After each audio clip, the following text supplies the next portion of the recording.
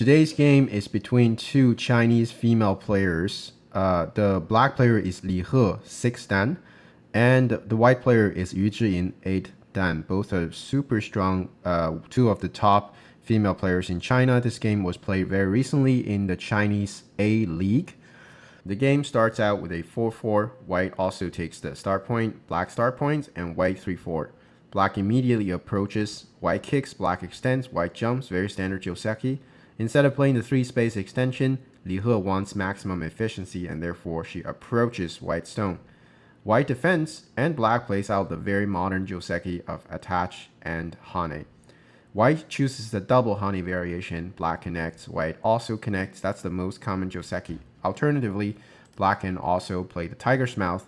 This is a joseki that I haven't talked about, so it's a good time to introduce it. White ataris, and here black needs to play the diamond on top, or the tiger's mouth, or whatever you call it. If white extends, that's one of the variations. Black connects, white makes the tiger's mouth, and black will play an extension over here. Not only play the 3-space extension to help the 2 stones, but also coordinating with the very thick group over here. And of course, white gets a very solid territory and corner, and therefore this is an equal position. Alternatively, white can also gain a little bit more territory at the cost of suffering an Atari on top. White connects, and black comes back to basically make an extension for both sides. And this is also equal position. The result of this is black has a stronger outside. So white got this very nice capture, but black gained compensation over here. So also a equal position. You can choose any of these variations in your game according to your taste. In the actual game, black connects, white connects, and that's just the end of joseki. Black ends with a 2-space extension. Obviously, if you don't play this 2-space extension, you'll be attacked immediately by white. White goes into the 3-3, and then we have the most common joseki where black chooses the inner cut variation. White ataris, black captures. Black ataris, white captures. Black ataris, white connects.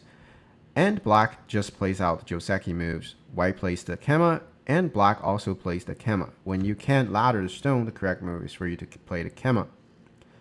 So as we can see, black played very well right now because her direction of play is beautiful. It's facing a very good side. If this wall was facing white stone over here, then that would be a very problematic choice because this stone will significantly limit any potential. So now black has a very nice side to build on. Next move, we have Yu Zhiying playing the kema. It's a very nice move. An alternative is for white to approach on top. But Yu Zhiying was obviously worried about black play the 2-space jump. Not only further suppress white's side over here, but also it's building on top. But I would have still played this move as white because I know that there's a very beautiful move to reduce black later on. But Yu Zhiying obviously has thought about this carefully, and she chose to play the kema. Not only potentially having the chance to play maybe another kema to build on this side. This side is not that small either, right? Of course, not as big as this side, but there's still something white can build on. But more importantly, this is threatening the invasion over here. In the actual game, Li He played a pretty unconventional move, but I'm pretty sure she has studied with AI, and this is actually a very good move because it protects the corner, right? Preventing white from ever invading and living here. Alternatively, if black plays something like this, later on, white still has the chance to go into the corner and form a ko. So that's the idea kind of behind this move, protecting the corner and also solidifying the start point to coordinate and build a Moyo over here. Very nice move by Li He, very creative. It's the first time I see that black can play the Kosumi here, but probably for professional players, this is not news for them. Yu Zhiying follows up with her idea of attacking the 2 black stones, and next move, Li He plays a beautiful Tsuji. This is something we should learn from Li He. It's a beautiful move, right? If you play anything else, it would be too slow, right? If you play something like that, not too slow, but it's like slow. But when you play here, it's a beautiful move, right? As long as you make sure white cannot really play the elephant eye. If white plays the elephant eye, black has a very nice way to defend it, that is to play the kema. If white tries to cut black off, black will push on the third line. White cannot really block here because black can turn and there's too many cutting points. If you try this, then there will be a disaster over here. Therefore, the correct move is probably for white to play something like this, but then when black pushes through, we can see that this stone is already hurt. So even if white is able to capture the two stones over here, it's not really worth it because white's going to end up with a gote. All right, white needs to play another move to prevent the cut. So losing this stone in gote is a bad idea, right, for white. So white cannot play like this. It doesn't work. Therefore, in the actual game, Zhiying decided to simply jump out, which is a very nice move. Black peeps getting rid of the poking. So if you don't deal with it, eventually it will become a problem. So better just play a peep and prevent that from happening. White connects, and now black plays a beautiful Kosumi. We can see Li He's direction of play is beautiful. Not only get herself out, but also having a stone coordinating with the big Moyo on top. Very well played by Li He so far. Like absolutely perfect direction of play. Zhiying now looks for some complication. She attaches into black's group. Black plays the Hane on the bottom. If black plays the Hane on top, then white can simply bump into black and Hane through. And the problem with this is black now has no roots, no ice base, and white is pretty much alive with this shape over here. And therefore, this is a transfer from black's roots to white's roots. White is secure, then it's only black running in the center. So black cannot accept that at all. Black plays the Hane. If white plays the crosscut, which is a usual tactic when you have a shape like this doesn't work because black is going to counterattack by Ataring the stone on the third line. If white plays the flip Atari, black will simply capture. And now there's a problem. If white tries to basically capture black over here, then after this exchange, we have one move that can just kill white over here. I don't know how white's going to get out. And if this white group dies, then that is game over. So alternatively, if white runs, then black Atari's on top. The idea is that black doesn't really care about what's going on like locally. Rather, black needs to gain the outside by playing the tiger's mouth. Next move, if black plays one more move, white is definitely dead. And therefore, white doesn't really have time to get this, right? If white runs out, then black can connect over here. I'm not so certain how white's going to deal with this group. Even if you manage to somehow connect underneath, that's just so miserable. So white cannot play like this, right? White cannot just do some local tactics and not care about the three stones here. Zhiying played perfectly in the game where white decided to extend, right? Pressing black on the bottom and also helping the stones over here. Black bumps into white, squeezing white's liberty. White cuts, asking black a question. Which side do you want to connect? Well, obviously, black needs to Atari the stone. Now, white attaches on top. Black Hanes, white extends. Black next up has a beautiful shape coming up. This is the best shape locally to fix the cutting point. White turns, black extends, and now white plays the approach. This is a very interesting move. Another very big move is obviously for white to play the Kema. Not only expand white's Moyo on top, but completely suppress black. Well, not completely, but like does a great job at suppressing black. The problem is that this move doesn't generate any points. And what Zhiying was worried about is for black to play a move like this. Now it's protecting the side and also suppressing white. This move is also excellent. So Zhiying did not want Li He to get that move. Therefore, in the actual game, she decided to approach in a very weird way. But this is actually because of what's happening on the board, right? We have to choose joseki, as I've said many times, based on our environment, based on what's going on the board. Now, obviously, black's trying to build over here. If you play the most common move, this would be a slight inaccuracy because now, after black plays a move like this, how are you going to deal with the Moyo over here? We're not certain about that. Even if you take the territory on the bottom, if black gets to enclose all that, it's game over. That's why the choice from white is excellent. It looks so unconventional, but it's actually a very nice move. Against this, Li He shows her strength and attaches on top. This is a very aggressive move, basically putting max pressure on white while keeping the Moyo over here. If white directly fights black, that wouldn't be a wise choice because black immediately crosscuts. And there are two very solid stones helping the crosscut. And obviously, this would not be a great fight for white because white is simply outnumbered. In the actual game, Yujin decides to Hane on top, which is the correct choice. Black extends. And now Yujin plays a Natsari. This is a Sente. Black connects and white extends on top. Correct move. If white connects over here, this would be a very problematic choice because black will Hane on top. And it looked like a great move, right? But once black Hane, then all of a sudden white is awkward. You don't really want black to extend here, therefore you will probably play the Hane. But then black can either double Hane if she feels aggressive, or if she knows how much she's making over here and it's greater than you, then she can peacefully extend like this. So either way, this would be a good game for black because if white tries to compete against the territory here, she's probably going to lose. Not to say that, of course, black can play more aggressive, and this is not easy to deal with either. So correct move is not care about what's going on the side, rather extend out, making sure white is breaking black's territory. Black obviously will take the cut. White crawls, putting max pressure onto black's two stones here. And next move, it's probably the best move that Li He played in this game. That is the jump out over here. Not only strengthen the two stones, but also protecting the territory over here. The reason I'm saying it's the best is like for most of us, the intuition would be bump into white, but this would be a bad move because white can simply Atari. The reason this is bad is because this move doesn't really hurt the stone that much. You can't Atari over here because white can simply capture you. If you can't do anything against these two stones, if you place a stone over here, then that's very inefficient. It's much better to have black stone placed in the center to protect your Moyo.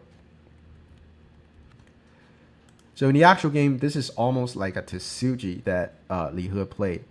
Using Taris on the third line, black extend, white crawls, and black extends once again. And here, white needs to press on top. That's a must-play move. If you play something like this, black presses on top, all of a sudden black is sacrificing 3 stones and still getting the whole Moyo back, and white cannot compete against that. Therefore, white absolutely has to play on top.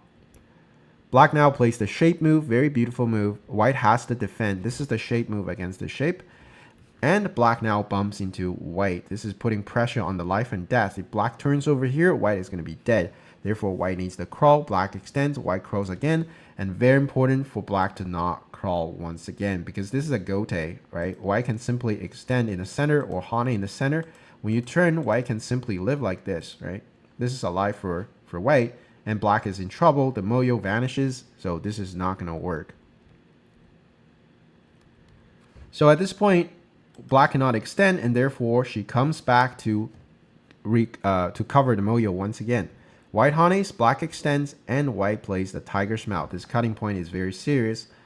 And now black plays the empty triangle. Of course, that's a sente. And black comes back to fix the weakness over here. Otherwise, there will be all kinds of problems. If you don't play over here, let's say you play somewhere else, white can at least come in like this. Not to say I think white can just jump in like this, right? So this breaks a lot of territory. It might not affect territory over here, but here it's also black's territory. So black needs to do something to protect them, and therefore she turned over here. A very nice move. White pushes, black extends, push again, extend again.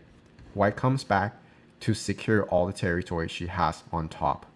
I hope you're enjoying the content so far. If you want to get access to more exclusive content from me, consider checking out my Patreon page. Link is in the description, where I consistently post content backed by professional insights to help you level up your game. Don't forget to like the video and subscribe to my channel. I really want to make my channel into the best English Go channel on YouTube, and I cannot do it without your support. Thank you. Let's continue. So at this point in the game, we can see that both players have played absolutely perfect, right? Like even from an AI perspective, there's not like much inaccuracy. Both players' move made a lot of sense. Both players had a great sense for direction of play. And black is enclosing a giant Moyo over here, and white is competing over here with a lot of territory as well. The game at this point is still completely equal. That just shows you how strong professional players are. Like at this point, still completely even. Both players perfect play. It's just amazing. So the game will be decided in the end game because both players play so well in the early game.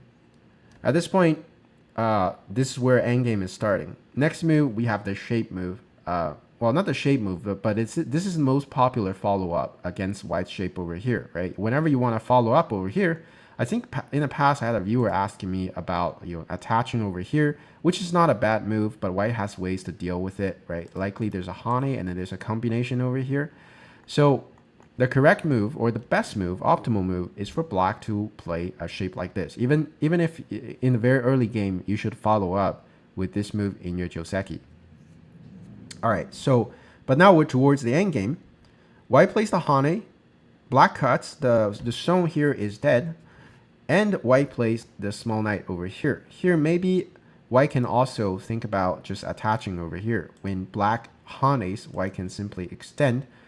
This would leave a cutting point for black, right? If black fixes, then white gets a sente to come back and take this very giant move.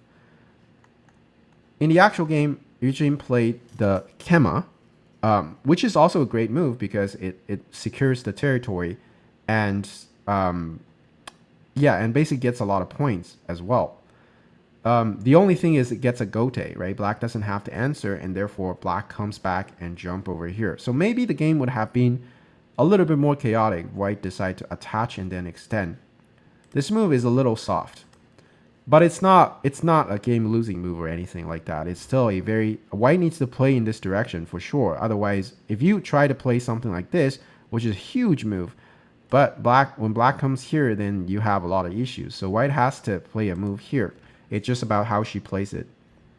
Black jumps out, white has to defend, and black plays the bamboo. And white has to defend once again because black has an attach over here, and it's very annoying to deal with. Therefore, Eugene just simply defended. Black threatens to cut, white has to connect, and black now plays another Kema. Very beautiful shape. And this is a kind of a sente because if you play somewhere else, then there is a jump. Not only it's a huge territorial move, but also looking at your cutting point. So white has no choice but to defend it. And black peeps, white connects, black bumps into white, white extends, and Li He comes back and play the jump.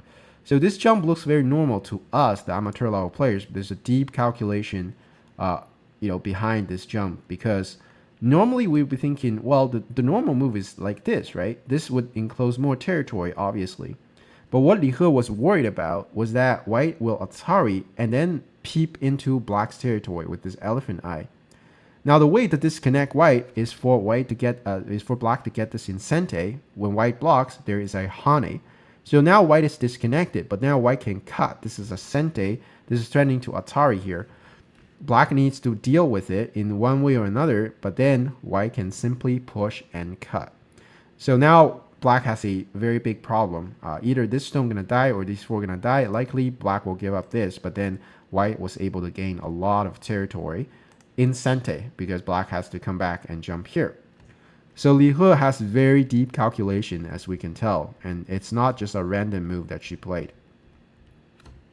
So the jump here is the correct move. Very well played by Li He. Very well read, right? A lot of times you go into end games and all of a sudden you lose the game because of a misstep. That happens quite a lot. White crawls on the second line because this is a huge move. If black blocks, there's a leak on the second line. So white needs to connect through. Black bumps into white, absolute sente, another sente, and then another sente. White has to answer absolutely everything. Black extends, white now plays the Kosumi. This is slightly questionable because white didn't have to play the sente right away. Since this is also a sente, right? The Atari and crawl back is a very serious problem.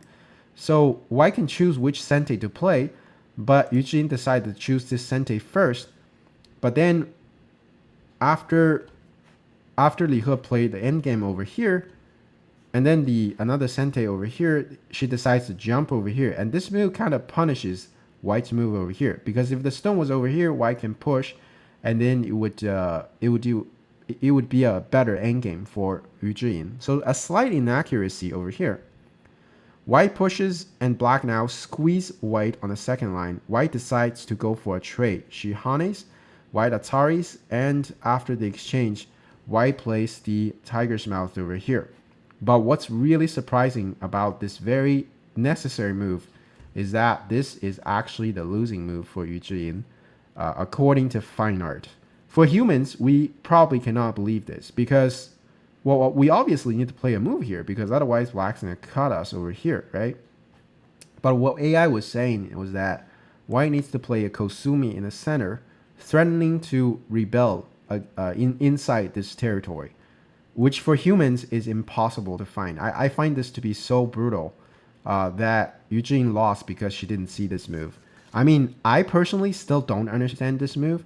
I checked with my AI. AI says I don't understand this move either, but this is what fine art is saying.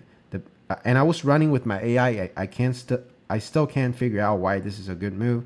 I still can't figure out what is going on tactically inside, but fine art seems to suggest there's something going on inside black's territory. If black decides to cut, which is very devastating for white, white is going to use all kinds of combination, likely a push.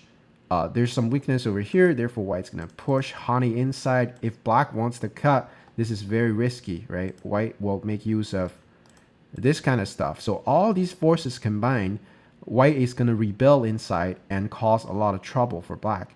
So black has to give up on something to compensate for what he got over here. So that's what fine art was saying, but there is no way. I think there's no way for a human to read this out. Like, it's not possible, especially if Eugene is short on time. So white plays the Atari, and when black plays the Kosumi, it actually helps black strengthen the area over here, right? This move subtly strengthened everything in here. And whatever white was able to do in here, it's not possible anymore. White. So Yu Jin, by the way, is a very good good endgame player. So she is, whenever she counts territory, she counts very precisely, and she's very good at that. Therefore, at this point, she realizes that she's behind, which is very impressive because there's so much territory for both players. White Ataris, black captures, and now Yu Jin is worried about her territory, and she decided to go for all in because she knows there's no way to come back in the end game. White attaches, black hanes, white hanes on the other side, very tricky, but then black reads everything very well. Li He is a very strong fighter, so she just blocks over here, and there's nothing Eugene can do. Eugene decides to push, likely a time Suji on top, and she hops into black's territory. Black hanes and white cuts, black blocks over here, and white ataris, and Li He simply extend the stone out. And it seems like there's nothing going on inside black's territory. And at this point, Eugene decided to resign, right? By the look of it, we can see that it's very difficult for white to come up with anything because this cut, it also goes with an Atari. So I think the idea is white takes, then black can simply connect. You have to spend a move to deal with this, but then at this point, black can simply Atari all the way to capture your Panuki over here. Of course, there's some other variations, but none works for Yu Jin, and she decided to resign. So overall, I find this game to be quite brutal for Yu Jin because at this point, the game is still like completely equal, but Yu Jin had to find the hardest move to have a 50-50 in this game.